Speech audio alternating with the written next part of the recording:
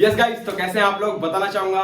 Weekend आ गया है अपना, तो वीकेंड आ गया है तो हम क्या करते हैं, वीकेंड पे एक नया चीज सीखते हैं कि हमें क्या करना है, हमें लिए क्या एप्लीकेबल होते हैं, फीचर्स क्या है, बेनिफिट्स क्या है। अब तो मैं डेली 2 वीडियोस डालूंगा, एक तो आपको जो सीखने के लिए होगा और एक आपको अपडेट मार्केट का कल के लिए क्या अपडेट होगा। तो आज क्या सीखने वाले हैं हम ऐसा जो कि मार्केट में हमारे लिए एप्लीकेबल होगा, हम उसे जान के क्या सीख पाएंगे, क्या मतलब होगा उसका, एवरीथिंग जानेंगे डिटेल में। आज हम सीखेंगे बेसिकली आईपीओ होता क्या है, इनिशियल पब्लिक ऑफरिंग। हर किसी का बहुत बड़ा कंसेप्ट होता है। गेम ऑफ द आईपीओ क्या है, गेम ऑफ द आईपीओ हमारा होता क्या है, गेम ऑफ द आईपीओ हर किसी का कंसर्न होता है कि यार एक आईपीओ आया, आईपीओ आने के बाद कंपनी हमने पैसा इन्वेस्ट कर दिया, इन्वेस्ट करने के बाद कितना प्रॉफिट होगा, कितना क्या होगा, कैसे हम उसको बिड करते हैं, कंपनी कैसे आईपीओ के लिए एलिजिबल होती है, कंपनी क्या करती है, ऐसा एवरीथिंग जानेंगे डिटेल्स में। राइट, चलते हैं ब्लैक बोर्ड पे और जानते हैं क्या होता है public initial public offering. Right, IPO का मतलब क्या होता है। देखो, पहली बात तो game of the IPO. IPO का मतलब क्या होता है, आईपीओ एक ऐसा इनिशियल पब्लिक ऑफरिंग, मतलब कि एक जो आपका शेयर है, मतलब जो आपने एक कंपनी स्टार्ट करी है, मान लो ग्रो ब्रोकिंग की, तो उस कंपनी का आप एक शेयर होल्डिंग दे रहे हो किसी सामने वाले पब्लिक को। ठीक है, आप अपना जो कंपनी है उसको प्राइवेट ना रख करके आप उसको सीधा पब्लिकली ऑफर कर रहे हो, और आपका उसमें प्राइवेटेशन नहीं है, आप उसको पब्लिकली उसको लेके जा रहे हो, देन उसको इनिशियली पब्लिक ऑफरिंग करते हैं। ठीक है, फर्स्ट थिंग। उसके बाद देखो जानते हैं, तो अब मान लो कि हमने एक कंपनी स्टार्ट करी ग्रो ब्रोकिंग की। ठीक है, मान लो एक कंपनी स्टार्ट करा हमने ग्रो ब्रोकिंग। अब इस कंपनी को हमने स्टार्ट करने के बाद अब हर किसी का कंसर्न होता है कि यार कंपनी हमने स्टार्ट कर दिया, कंपनी स्टार्ट करने के बाद हमने एक अच्छा खासा अमाउंट इन्वेस्ट किया, इन्वेस्ट करने के बाद अब हमारा कंपनी जो है ना, आज अभी 10 फर्म हमारी चल रही है, मतलब 10 ब्रांचेस हैं जो ऑल ओवर इंडिया चल रहा है। बट अब हमारा प्लान है कि यार इस 10 ब्रांचेस को हम 1000 या 100 ब्रांचेस में कन्वर्ट करें। राइट, अब एक बिजनेस स्टार्ट किया था, डेवलप किया, बनाया अच्छे से, और उसके बाद एक अमाउंट इन्वेस्ट किया और एक अच्छा खासा ब्रांड बना दिया। ब्रांड बनाने के बाद अब हमें लगता है कि इसको ना ऑल ओवर इंडिया ले जाए, इंटरनेशनल मार्केट में कवर करें इसे, और एवरीथिंग हम उसके ऊपर बात करें, तो हमारा बिजनेस और भी ग्रो होना चाहिए, मतलब एक्सपेंड करना है अपने आप को। तो फर्स्ट पॉइंट आता है एक्सपेंड। एक्सपेंड होता कैसे, एक्सपेंड करने के लिए क्या करना पड़ेगा। अब देख लो, मानो कि 10 कंपनी के ब्रांचेस हैं। राइट, स्टिल कंपनी की 10 ब्रांचेस हैं मार्केट में 10 ब्रांचेस हैं all over India, and market को अब एक्सपेंड करना है, उसको 100 ब्रांचेस लाने हैं, हर एक स्टेट में एक ब्रांच होना चाहिए, हर एक चीजों के लिए ब्रांच होना चाहिए, एवरीथिंग। तो अब देखो, अभी तक कंपनी 100 करोड़ रुपए कमा रही थी, 100 करोड़ रुपए से 10 ब्रांच चल रहा था, बट अभी कंपनी को 100 ब्रांच चाहिए, 100 ब्रांचेस चाहिए एंड 1000 ब्रांचेस चाहिए।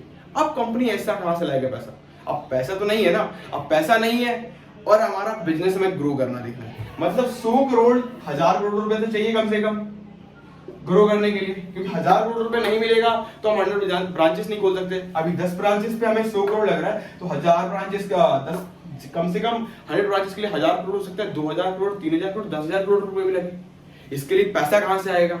राइट, ये तो बहुत बड़ा कंसर्न हो गया। तो देखो, उसके लिए कंपनी ऑफर करती है इनिशियल पब्लिक ऑफरिंग। क्यों, क्योंकि कंपनी जब तक प्राइवेट होती है ना, जब तक कंपनी प्राइवेट है, जब तक कंपनी प्राइवेटाइजेशन होती है, पीवीटी एलटीडी जो हम लिखते हैं, तो जब तक कंपनी पीवीटी एलटीडी में आती है, तब तक कंपनी जो है किसी भी पब्लिक से अपने कंपनी को चलाने के लिए पैसा नहीं ले सकती। राइट, तो कंपनी क्या करेगी। अब देखो, छोटे मोटे इन्वेस्टर भी मिले होंगे, तो कंपनी 10 करोड़ का 10 ब्रांचेस खोले, 100 करोड़ रुपए इन्वेस्ट किया। अब 100 करोड़ में भी कंपनी के पास पूरा पैसा तो नहीं होगा, कंपनी में जैसे एंजल इन्वेस्टर से पैसे लिए होंगे उन्होंने, एंजल इन्वेस्टर से 5 करोड़ रुपए दिए, 10 करोड़ रुपए दिए, 50 करोड़ रुपए दिए, एंड कंपनी स्टार्ट होकर चल रही है। राइट, अब सेकंड थिंग आ गया, या फिर वेंचर कैपिटलाइजेशन से, या फिर कोई कॉर्पोरेट कंपनी होगी जिसने भी पैसा इन्वेस्ट किया है वहां पे, एंड वो कंपनी अभी तक चल रही है। बट अब कंपनी का 100 ब्रांचेस खोलने हैं, तो कंपनी को क्या करना पड़ेगा, पैसा तो नहीं है, नहीं तो बैंक में पैसा है, नहीं कुछ, बट ब्रांचेस बनाने हैं एंड बिजनेस को ग्रो करना है, एक्सपेंड करना है, तो करेगा।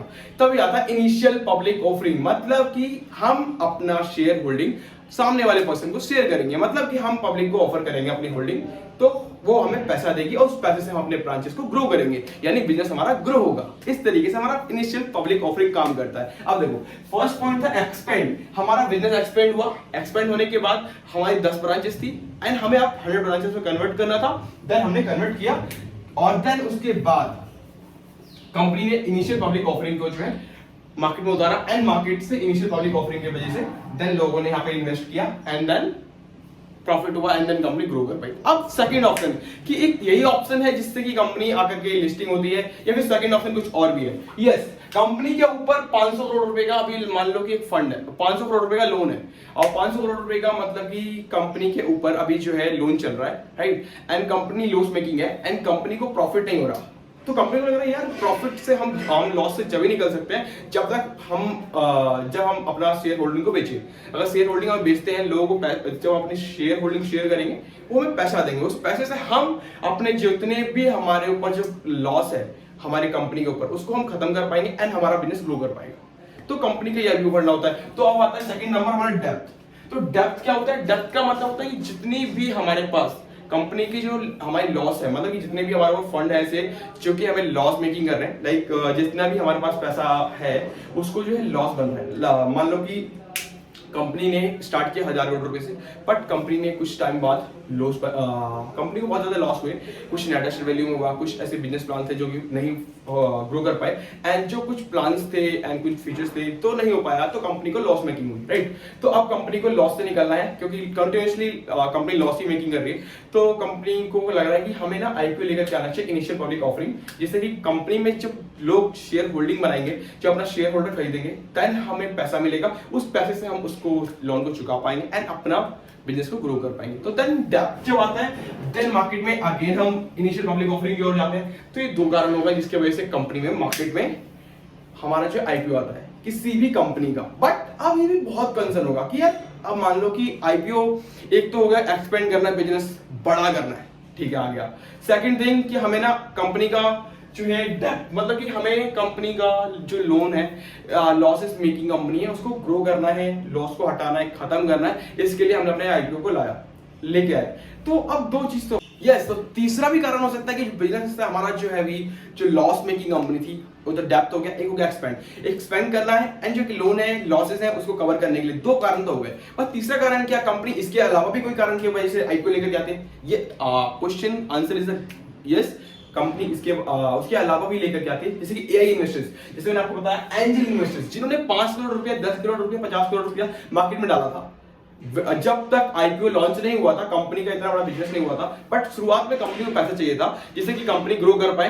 कंपनी को काम करना है, लाइक देखो मार्केट में हम आ गए, ठीक है, एंड देन मार्केट में जो है ना अभी हमें क्या है कि हमने 50 करोड़ रुपए था मेरे पास, ठीक, मैंने एक ग्रो ब्रोकिंग के नाम से कंपनी स्टार्ट करी, कंपनी को एक्सपेंड करना था एंड कंपनी को पास ना और थोड़ा फंड चाहिए बिकॉज की कंपनी अभी राइट नाउ इतनी एलिजिबल नहीं हो पा रही जो कि 100 करोड़ के बिजनेस को हैंडल कर पाए एंड 50 करोड़ रुपए से हम इतना अमाउंट बाहर से लोन भी नहीं ले पा रहे एंड हमें कुछ पैसा भी नहीं है, फंडिंग की जरूरत है। तब हम एंजल इन्वेस्टर्स को कांटेक्ट करते हैं एंड एंजल इन्वेस्टर्स हमें पैसा देता है, तो उस पैसे से हम अपने बिजनेस को ग्रो करते हैं। देन हमने ग्रो किया, अभी हमारे पास 10 ब्रांचेस आ गई, 10 ब्रांचेस हमारे मार्केट में लॉन्च है। देन अब हमें 100 ब्रांचेस को कन्वर्ट करना है, तो दैट्स वाई कि अब देखो ये इनका कहना होता है एंजल इन्वेस्टर्स और जो वेंचर्स कैपिटलाइजेशंस जो इन्वेस्टर्स हैं या फिर कोई भी कॉर्पोरेट चूज ने इन्वेस्ट किया है हमारे बिजनेस में, वो आपको कहना चाहता है कि यार मुझे ना एग्जिट लेना है आपके बिजनेस से, मुझे आपके बिजनेस में कोई ग्रोथ नहीं दिख रहा, मुझे अब आपको निकलना है एंड मुझे कहीं पैसा वापस और इन्वेस्ट करना है, मुझे पैसा बाहर निकालना है एंड मुझे एग्जिट लेना है।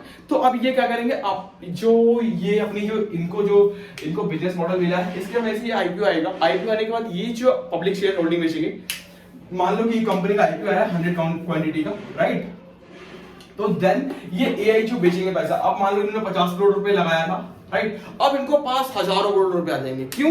क्योंकि देखो अभी तक कंपनी एक स्टार्ट हुई थी, उन्होंने उसमें पैसा डाला, थोड़ी सी फंडिंग डाली, कंपनी ग्रो करी, कंपनी ऊपर आया, कंपनी को अब एक्सपेंड करना है। एक्सपेंड करने के लिए क्यों? क्योंकि इन्हें एग्जिट लेना है, उनको कहना है कि पैसा मुझे बाहर चाहिए। तो ये जो इन्वेस्ट करते हैं ना, जो एंजल इन्वेस्टर्स एंड वेंचर कैपिटलाइजेशंस, वो इसलिए इन्वेस्ट करते हैं मार्केट में किसी भी कंपनी में क्योंकि उन्हें पता होता है कि जब आईपीओ आ रहा है ना, इनिशियल पब्लिक ऑफरिंग, तो पैसा बहुत मिलने वाला है, मतलब अंधा पैसा मिलेगा जितना आप सोच भी नहीं सकते। क्यों? अब 50 करोड़ रुपए डाला था, कंपनी अब 1000 करोड़ रुपए की हो गई है एंड जब हम इनिशियली पब्लिक ऑफरिंग कर रहे हैं एंड मुझे एग्जिट लेना है, तो मामूली सी बात है कि 1000 करोड़ रुपए, 1500 करोड़ रुपए हमें आपको मार्केट से मिलेगा ही मिलेगा डेफिनेटली। तो दैट्स व्हाई आप एंजल इन्वेस्टर्स जो वेंचर कैपिटलाइजेशन इन्वेस्टर्स होते हैं, कॉर्पोरेट का कोई इन्वेस्टर्स है जिसने इन्वेस्ट किया हुआ कंपनी में हिस्सेदारी ली हुई है, तो अब जब वो लेकर के आएगा ना मार्केट में, जो अपने होल्डिंग को, जो अपने शेयर होल्डिंग को शेयर करेगा, जितनी होल्डिंग वो बेचेगा, कितने परसेंट बेचना चाहता है, उतने में वो बहुत पैसा कमाएगा, क्योंकि कंपनी तो पैसा देगी ना। अब किसी कंपनी को मान लो कि देखो आपको जब इन्वेस्ट करना होता है ना, तब आपके पास 14,000 रुपए होने चाहिए, 14,000 रुपीज आपके पास होने चाहिए अगर आप किसी भी एक आईपीओ में इन्वेस्ट करना चाहते हो। अब मान लो कि एक आईपीओ का प्राइस है 100 रुपए का, ठीक है, इशू साइज जो है इसका 100 रुपए का है एक आईपीओ का प्राइस। तो देन आप कहते हो कि यार मुझे ना एक ही खरीदना है, एक शेयर आपकी कंपनी का, मुझे पैसा इससे ज्यादा नहीं देना, मुझे एक शेयर में काफी है, मुझे एक शेयर खरीदना है कंपनी का। बट लेकिन नहीं, आईपीओ जब आता है तो एक लॉट मिलता है आपको। कंपनी कहती है कि हम आपको एक लॉट में देंगे, और लॉट होगा मान लो कि 140 का, 140 शेयर का लॉट होगा, उसका प्राइस होगा 14,000 रुपीज का। मतलब 100 रुपए की जो एक शेयर बढ़ रहा था वो आपको 14,000 रुपीज आपको पे करने पड़ेंगे, एंड हम आपको 140 शेयर का लॉट देंगे, उससे कम का हम नहीं कर सकते। तो आपको वहां पे 14,000 रुपए इन्वेस्ट करना होता है। देन उसको इन्वेस्ट करने के बाद आपके आईपीओ में बिड करते हैं। अब इस कंपनी को लिस्ट कहां करते हैं, तो लिस्ट होता है एनएसई एंड बीएसई, जो कि मैंने आपको बताया होगा, national stock exchange and Bombay stock exchange. ये दो ऐसी जगह है जहां पे हम जहां पे आईपीओ लिस्टेड होती है, एंड देन उसके बाद हम अपना वहां से बाइंग एंड सेलिंग कर सकते हैं, राइट। तो हमारे इंडिया में दो है, BSE Bombay stock exchange and NSE national stock exchange. यहाँ पे आईपीओ लिस्ट होती है। ये डिपेंड करता है कंपनी पे कि कंपनी एक में इन्वेस्ट कर एक जगह पे लिस्टेड करना चाहे या फिर दोनों जगह पे, एनएसई में लिस्ट कर रही है या फिर बीएसई में, या फिर बोथ ऑफ साइड, जहां लिस्ट करना चाहे वो कंपनी पे डिपेंड करता है। It's a company side, right. तो देखो उसके बाद अब मान लो कि अब आईपीओ आ गया, सारी चीजें हो गई। अब आईपीओ में यार कि हमारे पास ऐसा क्यों कहा जाता है कि लॉटरी की तरह आईपीओ चलता है, तो उसके पीछे भी कारण है कि देखो अब आईपीओ आ गया, आईपीओ आने के बाद आपको प्रॉफिट कमाना है, आपको बिड करना है, ठीक है। तो उसमें भी रिजर्वेशन कैटेगरी होती है, यहां पे भी एक कोटा चलता है जो रिजर्वेशन होता है। देखो अब यहां पे QIB, ठीक है, एक QIB होती है जो कि क्वालिफाइड इंस्टीट्यूशनल बायर होते हैं, जो कि आते हैं mutual fund, insurance company, mutual fund company हो गई, ठीक है, इंश्योरेंस कंपनी हो गई, जिनका की ऑलरेडी इसमें जो है ना 50% का कोटा चल रहा होता है कि अब हम यहां से 50% का अमाउंट जो है बाय कर सकते हैं, ठीक है। 50% का जो है हम यहाँ पे अमाउंट इन्वेस्ट कर सकते हैं, यहाँ से इस कंपनी का शेयर में से 50%, यानी कि कंपनी 100 शेयर लेकर के आ रही है मार्केट में, तो देन आप ये समझ लो कि 50 शेयर के हकदार ये हो जाते हैं। 50 शेयर सिर्फ इन्हें मिलेंगे, उसमें से जो 50 शेयर बचे उसके बाद आपको सेकंड नंबर पे आते हैं HNI या NNI। HNI आपने नाम सुना होगा, high net worth, right, high net worth सुना होगा, HNI।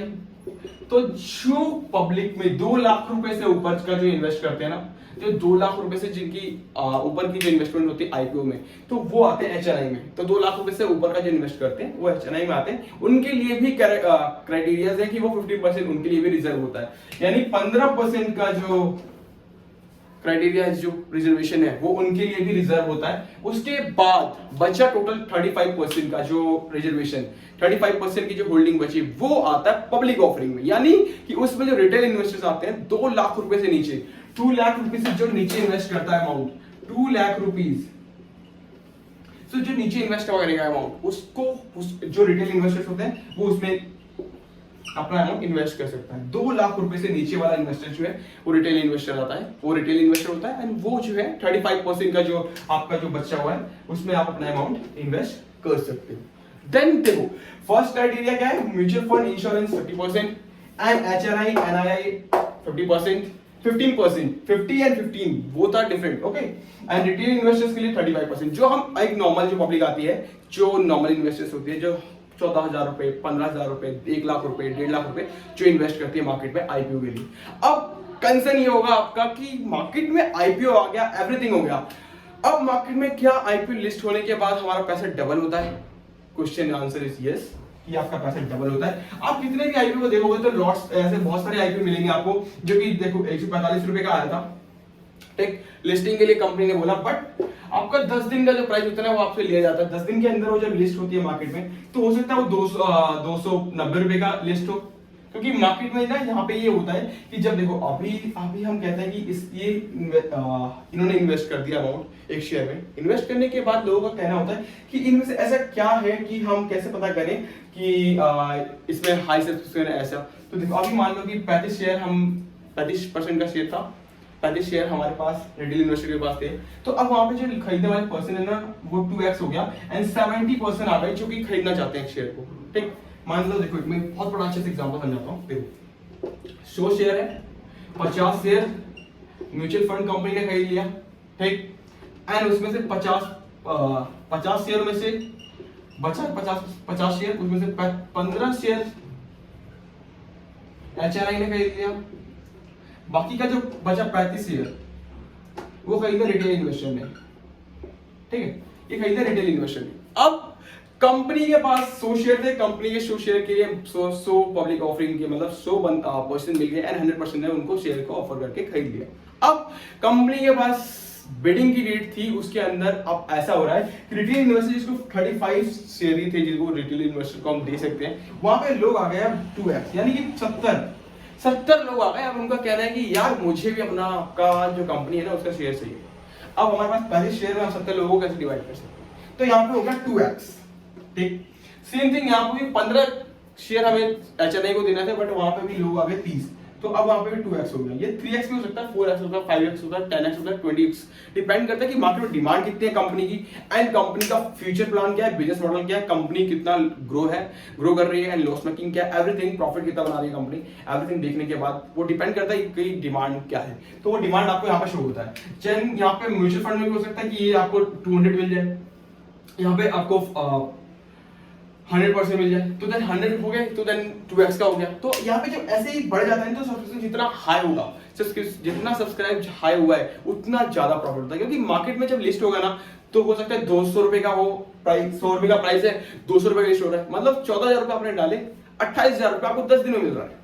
It's a double. इतना प्रॉफिट नहीं होता बट लेकिन हाँ इतना प्रॉफिट आपको सिर्फ IPO में मिलता है। ये आपको 28,000 हो सकता है, आपका 42,000 रुपए हो सकता है, 56,000 रुपए हो सकता है। ये डिपेंड करता है कि मार्केट में डिमांड कितनी है जो शेयर आप बाई कर रहे हो एंड जो आप कंपनी उठा रहे हो वो कंपनी का लॉस मेकिंग कितनी है, प्रॉफिट मेकिंग कितनी है, बिजनेस मॉडल क्या है, एवरीथिंग के ऊपर डिपेंड करता है। सब्सक्राइब कितना हुआ मार्केट में एंड सारी चीज देखने के बाद आपको पता चलता है। एंड अभी के लिए इतना ही, आगे IPO के लिए और भी चीजें लेके आऊंगा। अब IPO के लिए हम एक प्लेलिस्ट स्टार्ट करेंगे जिसमें कि आपको पर डे तो नहीं, जो IPO लिस्ट होंगी ना मार्केट में उसके ऊपर सारी इन्फॉर्मेशन डिटेल बाय डिटेल बताऊंगा, एवरीथिंग। ओके, एंड वीडियो अच्छी लगी हो तो लाइक कर लीजिएगा, शेयर कर लीजिएगा।